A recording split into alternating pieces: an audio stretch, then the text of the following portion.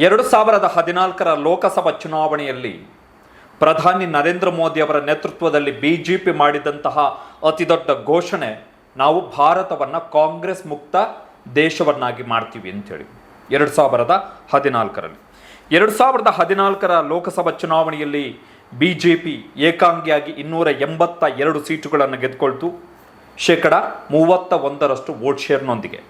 2019ರ ಚುನಾವಣೆಯಲ್ಲೂ ಕೂಡ ಬಿಜೆಪಿ ಅದೇ ಘೋಷಣೆಯನ್ನು ಮುಂದುವರೆಸ್ತು, ನಾವು ಭಾರತವನ್ನು ಕಾಂಗ್ರೆಸ್ ಮುಕ್ತ ದೇಶವನ್ನಾಗಿ ಮಾಡ್ತೀವಿ ಅಂತೇಳಿ.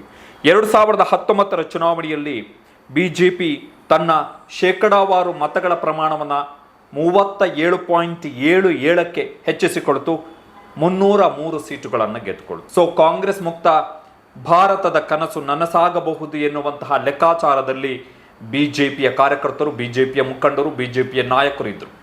ಆದರೆ 10 ವರ್ಷದಲ್ಲಿ ಪರಿಸ್ಥಿತಿ ಬದಲಾಯಿತು. 2014ರಲ್ಲಿ ಬಿಜೆಪಿ 31% ಮತಗಳನ್ನು ಪಡೆಯಿತು, 282 ಸೀಟುಗಳನ್ನು ಗೆಲ್ತು. ಕಾಂಗ್ರೆಸ್ 19.31% ಮತಗಳನ್ನು ಪಡೆಯಿತು, 44 ಸೀಟುಗಳನ್ನು ಗೆಲ್ತು.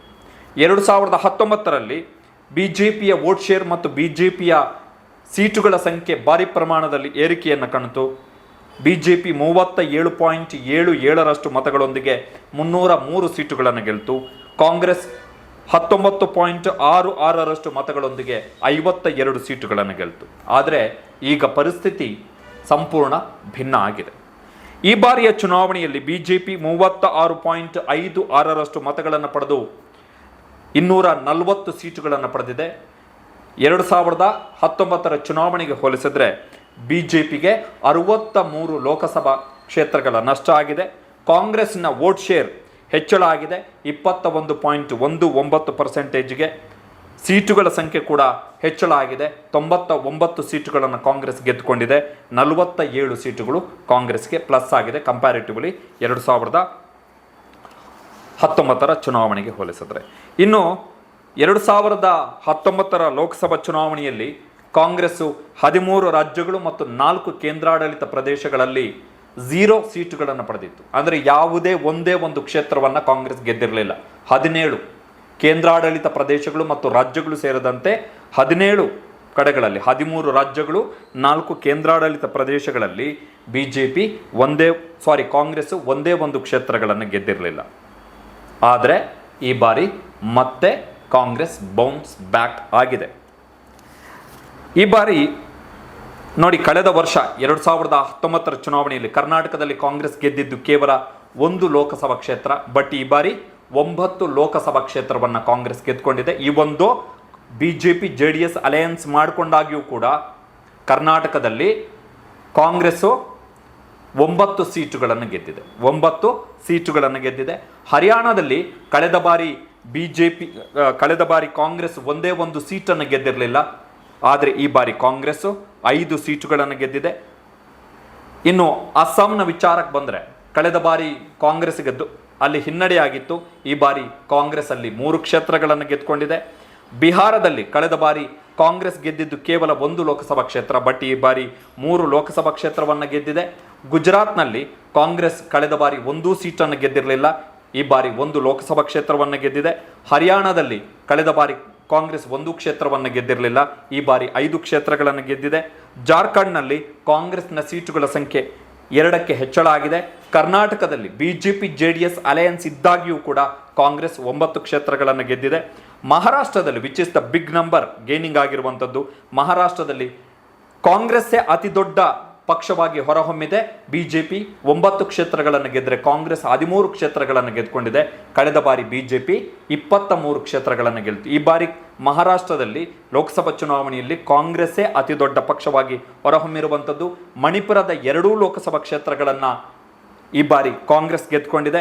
ಉತ್ತರ ಪ್ರದೇಶದಲ್ಲಿ ಕಳೆದ ಬಾರಿ ಕೇವಲ ಒಂದೇ ಒಂದು ಲೋಕಸಭಾ ಕ್ಷೇತ್ರ ರಾಯ್ಬರೇಲಿಯನ್ನು ಮಾತ್ರ ಕಾಂಗ್ರೆಸ್ ಗೆದ್ದುಕೊಂಡಿತ್ತು. ಬಟ್ ಈ ಬಾರಿ 6 ಕ್ಷೇತ್ರಗಳನ್ನು ಗೆದ್ದುಕೊಂಡಿದೆ. ರಾಜಸ್ಥಾನದಲ್ಲಿ ಕಳೆದ ಬಾರಿ ಲೋಕಸಭಾ ಚುನಾವಣೆಯಲ್ಲಿ ಕಾಂಗ್ರೆಸ್ 1 ಲೋಕಸಭಾ ಕ್ಷೇತ್ರವನ್ನು ಗೆದ್ದಿರಲಿಲ್ಲ. ಬಟ್ ಈ ಬಾರಿ 8 ಲೋಕಸಭಾ ಕ್ಷೇತ್ರಗಳನ್ನು ಗೆದ್ದುಕೊಂಡಿದೆ.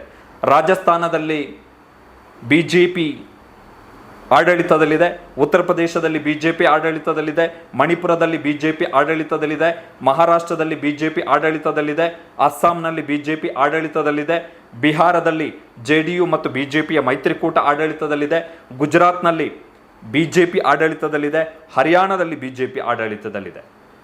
ಸೊ ಆದರೂ ಕೂಡ ಕಾಂಗ್ರೆಸ್ಸನ್ನು ಮುಗಿಸ್ಲಿಕ್ಕೆ ಬಿಜೆಪಿಯ ಕೈಯಲ್ಲಿ ಸಾಧ್ಯ ಆಗಲಿಲ್ಲ. ಈ ಬಾರಿ 286 ಲೋಕಸಭಾ ಕ್ಷೇತ್ರಗಳಲ್ಲಿ ಬಿಜೆಪಿ ಮತ್ತು ಕಾಂಗ್ರೆಸ್ನ ನಡುವೆ ನೇರ ಹಣಾಹಣಿ ಇತ್ತು.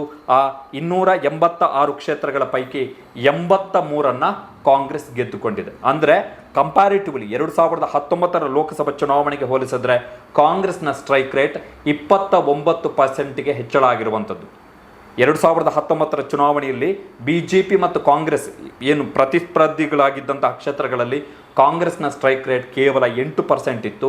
ಬಟ್ ಅದು ಈ ಬಾರಿ 29%. ಅಂದರೆ ಗೆಲುವಿನ ಕ್ಷೇತ್ರಗಳ ಸಂಖ್ಯೆ ಬಿಜೆಪಿಯ ಎದುರುಗಡೆ ಕಾಂಗ್ರೆಸ್ ಗೆಲುವಿನ ಕ್ಷೇತ್ರಗಳ ಸಂಖ್ಯೆ ಹೆಚ್ಚಳ ಆಗಿರುವಂಥದ್ದು. ಸರ್ಕಾರವನ್ನು ಬೀಳಿಸಿದ್ರು ಮಧ್ಯಪ್ರದೇಶ, ಕರ್ನಾಟಕದಲ್ಲಿ ಬೀಳಿಸಿದ್ರು 2019 ಲೋಕಸಭಾ ಚುನಾವಣೆಯ ಬಳಿಕ. ಮಧ್ಯಪ್ರದೇಶದಲ್ಲಿ ಬೀಳಿಸಿದ್ರು, ಮಹಾರಾಷ್ಟ್ರದಲ್ಲಿ ಬೀಳಿಸಿದ್ರು, ಬಿಹಾರದಲ್ಲೂ ಕೂಡ ಬೀಳಿಸಿದ್ರು, ಹರಿಯಾಣದಲ್ಲಿ ಕಾಂಗ್ರೆಸ್ಸನ್ನು ಅಧಿಕಾರದಿಂದ ದೂರ ಇಡುವಂಥ ಪ್ರಯತ್ನಗಳು ನಡೆದವು. ಎಲ್ಲ ಪ್ರಯತ್ನಗಳನ್ನು ಬಿಜೆಪಿ ಮಾಡ್ತು. ಬಟ್ ಬಿಜೆಪಿಗೆ ಕಾಂಗ್ರೆಸ್ ಮುಕ್ತ ಭಾರತದ ಘೋಷಣೆ ಏನಿತ್ತು 10 ವರ್ಷಗಳ ಹಿಂದೆ ಮೋದಿಯವರೇ ಘೋಷಣೆಯನ್ನು ಏನು ಮಾಡಿದ್ರು, ಅದು ಸಾಧ್ಯ ಆಗಲಿಲ್ಲ. Congress is re-emerged. Karnataka is a good result, but celebration ಮಾಡುವ ಮೂಡಲ್ಲಿಲ್ಲ. ಬಿಕಾಸ್ ಕಾರಣ ಏನು ಅಂತ ಹೇಳಿದ್ರೆ ಗ್ಯಾರಂಟಿ ಯೋಜನೆಗಳ ಕಾರಣದಿಂದ ನಾವೇನೋ ಡಬಲ್ ಡಿಜಿಟನ್ನು ಕ್ರಾಸ್ ಮಾಡ್ತೀವಿ ಎನ್ನುವಂತಹ ಉಮೇದಿನಲ್ಲಿ ಕಾಂಗ್ರೆಸ್ಸಿಗರು ಇದ್ದಿದ್ದರಿಂದ ಅದು ಆ ನಿರೀಕ್ಷಿತ ಫಲಿತಾಂಶ ಬರಲಿಲ್ಲ ಅನ್ನೋದೊಂದು ಬಿಟ್ಟರೆ, JDS ಮತ್ತು ಬಿಜೆಪಿ ಅಲಯನ್ಸ್ ಇದ್ದಾಗಿಯೂ ಕೂಡ ಕರ್ನಾಟಕದಲ್ಲಿ ಕಾಂಗ್ರೆಸ್ಸು 9 ಕ್ಷೇತ್ರಗಳನ್ನು ಗೆದ್ದಿದೆ. Congress should be happy in Karnataka. ಹರಿಯಾಣದಲ್ಲಿ 5 ಕ್ಷೇತ್ರಗಳು. ಸೊ ಕಾಂಗ್ರೆಸ್ ಬೌನ್ಸ್ ಬ್ಯಾಕ್ ಆಗಿದೆ. ಮಹಾರಾಷ್ಟ್ರದಲ್ಲಿ ಸಿಂಗಲ್ ಲಾರ್ಜೆಸ್ಟ್ ಪಾರ್ಟಿ ಆ್ಯಕ್ಚುಲಿ ಮಹಾರಾಷ್ಟ್ರದಲ್ಲಿ ಲೋಕಸಭಾ ಚುನಾವಣೆಯಲ್ಲಿ. ಮಹಾರಾಷ್ಟ್ರದಲ್ಲಿ ದೆಹಲಿಯಲ್ಲಿ 0, ಮಧ್ಯಪ್ರದೇಶದಲ್ಲಿ 0 ಆಗಿದೆ ಕಾಂಗ್ರೆಸ್, ಹಿಮಾಚಲ ಪ್ರದೇಶದಲ್ಲಿ 0 ಇದೆ. ಆದರೆ ಕಾಂಗ್ರೆಸ್ ಬೌನ್ಸ್ ಬ್ಯಾಕ್ ಆಗಿದೆ. 2014 ಹೀನಾಯ ಸೋಲು, 2019 ಹೀನಾಯ ಸೋಲಿನ ಬಳಿಕ ಕಾಂಗ್ರೆಸ್ ಎಗೇನ್ ತನ್ನ ನೆಲೆಯನ್ನು ಮತ್ತೆ ಕಂಡುಕೊಳ್ತಾ ಇದೆ, which is good sign for the Congress. ಒಂದು ಬಿಜೆಪಿಯನ್ನು ಬಹುಮತದಿಂದ ಬಹುದೂರ ಕಟ್ಟಿ ಹಾಕಿದ್ದು, 240 ಕ್ಷೇತ್ರಗಳಿಗೆ ಕಟ್ಟಿ ಹಾಕಿದ್ದು ಮಿತ್ರ ಪಕ್ಷಗಳ ಜೊತೆ ಸೇರಿಕೊಂಡು, ಜೊತೆಗೆ ಎಲ್ಲಿ ನೆಲೆ ಕಳೆದುಕೊಳ್ಳುವಂಥ ಆತಂಕದಲ್ಲಿ ಕಾಂಗ್ರೆಸ್ ಇತ್ತೋ ಆ ರಾಜ್ಯಗಳಲ್ಲಿ ಮತ್ತೆ ಕಾಂಗ್ರೆಸ್ ತನ್ನನ್ನು ತಾನು ಚಿಗುರಿಸಿಕೊಂಡಿದ್ದು, ಪುಟಿದೇಳಿದ್ದು ಮಿತ್ರ ಪಕ್ಷಗಳ ಸಹಕಾರದೊಂದಿಗೆ. That's a good sign. Karnataka ಏಕಾಂಗಿ. ಗುಜರಾತ್ನಲ್ಲೂ ಕೂಡ ಕಳೆದ ಬಾರಿ 1 ಸೀಟ್ ಗೆದ್ದಿರಲಿಲ್ಲ, ಈ ಬಾರಿ 1 ಸೀಟ್ ಗೆದ್ದಿದ್ದಾರೆ. ಗುಡ್ ಸೈನ್ ಹಂಗೆ ನೋಡಕ್ಕೆ ಹೋದ್ರೆ. ರಾಜಸ್ಥಾನದಲ್ಲೂ ಕೂಡ ಅಷ್ಟೇ ಗುಡ್ ನಂಬರ್, ಮಹಾರಾಷ್ಟ್ರದಲ್ಲೂ ಕೂಡ ಗುಡ್ ನಂಬರ್, ಉತ್ತರ ಪ್ರದೇಶದಲ್ಲೂ ಕೂಡ ಗುಡ್ ನಂಬರ್. ಸೊ ಕಾಂಗ್ರೆಸ್ ಮುಕ್ತ ಭಾರತದ ಮೋದಿಯವರ ಕನಸು, ಬಿಜೆಪಿಯವರ ಕನಸು, ಬಿಜೆಪಿ ಅಲ್ಪಮತಕ್ಕೆ ಕುಸಿಯುವುದರೊಂದಿಗೆ ನುಚ್ಚು ನೂರಾಗಿದೆ.